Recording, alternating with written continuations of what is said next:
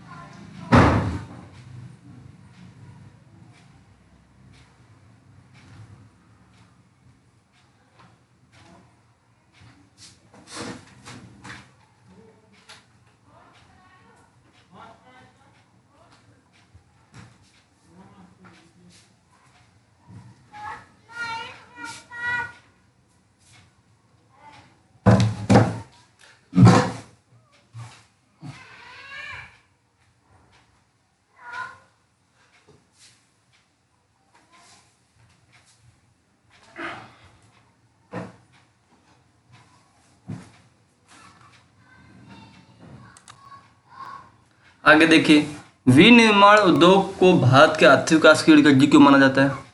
क्योंकि निम्न कारण है। कैसे? अर्थव्यवस्था को चलाता है ये। कैसे? कि औद्योगिकीकरण में बहुत ही सहायता करता है विनिर्माण उद्योग। द्वितीयक और तृतीयक सेवाओं में रोजगार उपलब्ध करवाते हैं ये। इसी के द्वारा विदेशी मुद्रा भी हमको प्राप्त होती है। बेरोजगारी और गरीबी को हम दूर करने में सहायता करते हैं। राष्ट्रीय धन में वृद्धि करता है और दैनिक आवश्यकताओं की पूर्ति करता है। चीनी उद्योग के सम्मुख कौन कौन सी चुनौतियां हैं?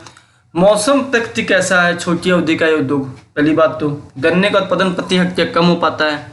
हम आज भी पुरानी मशीनों का उपयोग कर रहे हैं, खोई का अधिकतम इस्तेमाल नहीं कर पाते हैं। परिवहन के साधनों के असक्षम होते हैं। गन्ने का समय पर कारखाना नहीं पहुंच पाता है। कभी ये प्रॉब्लम, कभी वो प्रॉब्लम। दोस्तों, कृषि और उद्योग एक दूसरे से अलग नहीं बल्कि एक दूसरे के पूरक हैं। स्पष्ट कीजिए।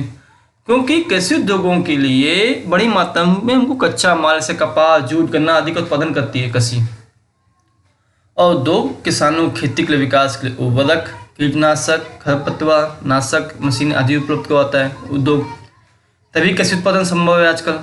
उद्योगों द्वारा कृषि उत्पादनों को मंडी तक पहुंचाना, बेचना काफ़ी आसान हो गया। वो भी उद्योगों के द्वारा ही उपाय है, ऐसी मशीनें बनी हैं। सूती वस्त्र उद्योगों के लिए क्या कौन कौन सी समस्याएं हैं? पुरानी और परंपरागत तकनीक आज भी हम उपयोग कर रहे हैं। लंबी रेशे वाली कपास की पैदावार कम हो गई है। नई नई मशीनें नहीं आ पाई जो विदेशों में हैं। कृत्रिम वस्त्र उद्योगों से प्रतिस्पर्धा ज़्यादा बढ़ चुकी है। और अनियमितता की बिजली, हमें बिजली टाइम से नहीं मिल पा रही है। सीमेंट उद्योग का विकास अति महत्वपूर्ण क्यों है? क्योंकि आज हम सब कुछ बना ही रहे हैं। अफ्रीका के देशों में बहुत मांग है हमारी सीमेंट की। उत्तम गुणवत्ता वाली सीमेंट का हम उत्पादन करते हैं। भवन, फैक्ट्री, सड़कें, पुल, बांध, घर, ऑफिस, चुन्नू मुन्नू सब चीज़ें हम आदि का निर्माण करते हैं। भारत में उदारीकरण एवं प्रत्यक्ष विदेशी निवेश ने किस प्रकार मोटर गाड़ी उद्योग में अत्यधिक वृद्धि की है? जब उदारीकरण आया तो नए और आधुनिक मॉडलों के वाहनों का बाजार बढ़ा है। वाहनों की मांग बढ़ी, जैसे कार, स्कूटर, ऑटो रिक्शा, वृद्धि हुई है। पहले इतना नहीं था, देखिए घर घर में गाड़ी है। प्रत्यक्ष विदेशी निवेश के साथ नई प्रौद्योगिकियों के उपयोग से उद्योग विशिष्ट विकास के स्तर पर आ गया। आज हमारे देश के उद्योग अन्य देशों में भी हैं। आज 15 इकाइयाँ कार, 14 इकाइयाँ स्कूटर, मोटरसाइकिल और ऑटो रिक्शा का निर्माण करती हैं। समझ लीजिए आप ज़्यादा हम आगे बढ़ रहे हैं। जूट उद्योग को किन किन चीज़ों का सामना करना पड़ा है? भैया पहले इकतीस से चीज़ें बनने लगी हैं। पहले को जूट का पहनते थे, आज भी पहन लो खादी का वाला, हंसते लोग। कत्ते नस्लों से बनी चीज़ें बहुत सस्ती मिलती हैं, वो पहले नालायन का, हम ना पहनेंगे। सूती, जूट की खेती में पैसा बहुत खर्च होता है और विदेशी स्पर्धा मुकाबला बाजार में चुनौती के रूप में खड़ा हो जाता है जूट के। और बांग्लादेश अंतर्राष्ट्रीय बाजार में चुनौती के रूप में खड़ा है। इतना बांग्लादेश ने उन्होंने बनाया नहीं भैया हम ही आएंगे पाकिस्तान में जूट में। उद्योगों द्वारा पर्यावरण प्रदूषण को कम करने के लिए विभिन्न उपाय बताइए उठाए गए। क्या करते पर्यावरण प्रदूषण में? जो कारखानों का पानी निकला प्रदूषित वाला सब नदियों में बहा दिया। बहा दो तो क्या होगा? प्रदूषण फैलेगा। मत बहाओ। बहाना है तो साफ करके उसको बहाओ। सीवेज ट्रीटमेंट प्लांट लगाइए तब होगा। इस पर आके ट्रीटमेंट प्लांट्स लगाइए। जल विद्युत का उपयोग करना चाहिए और ऐसी मशीनों का उपयोग कम करें जो ध्वनि कम करे, ध्वनि उत्पन्न करे। भारत के सूचना प्रौद्योगिकी उद्योग का आर्थिक विकास में क्या योगदान है?